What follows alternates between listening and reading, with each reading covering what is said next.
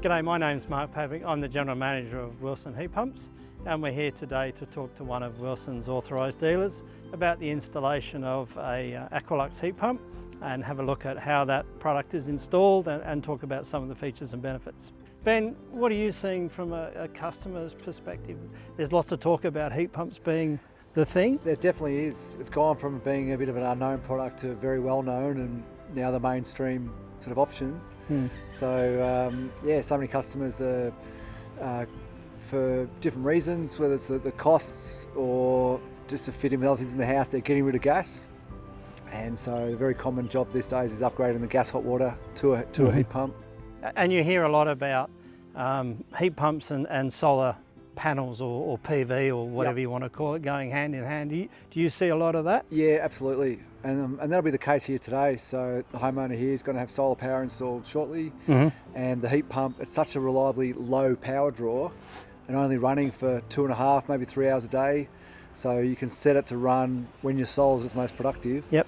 And then it's running, almost for nothing off your solar power. It's a way to get more out of your solar. Yeah, I mean, one of the good things about the Wilson Aqualux product is it runs on R290. It's very low power consumption, and the baseline is basically a resistance hot water heater, and everybody sort of marks themselves against that. And we're about 75% more efficient than your standard electric hot water heater. So, yeah, hopefully the consumer, well, not hopefully, the consumer will enjoy lower power bills and hot water. So, and it's a natural, we call it a natural refrigerant, so it has a low impact on the climate. So that's also a bonus. It does get cold at times, and so with some heat pump systems, that's an issue. They struggle.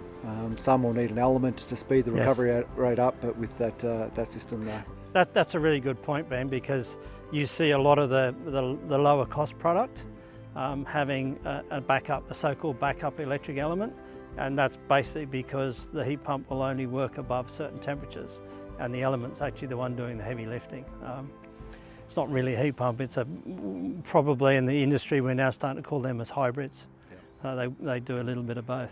And Wilson, the brand Wilson's been around, the consumer hasn't seen it for such a long time, but it's a 95-year business that's been making tanks, the old roof-built tank for 95 years, and they've kind of waited and watched the market and decided that now's the right time to bring a really high-quality product into the marketplace. So, future's looking good. It is, and stainless steel tank, that's something that's very attractive to people.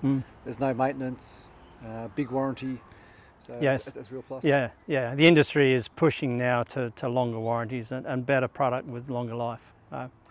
Yeah, we'll walk around and have a look at the installation and give viewers a little bit of an understanding of what a heat pump looks like. Thanks for your time, Ben. All right.